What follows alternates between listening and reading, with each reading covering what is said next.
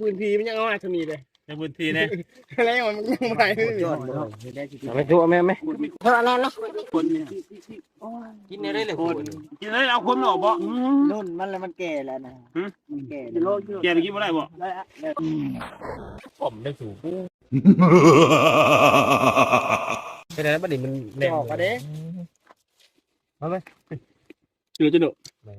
กินเลยร้อยกลุ่มอะไรกลุ่มนี้มันคือซื่อๆนึง กันตี ได้มีหมัก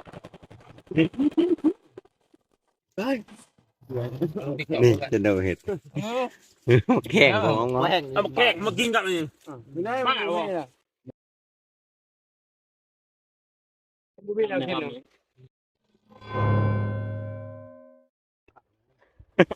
เอาเข้ามา ยำเลยผม คุณร่ม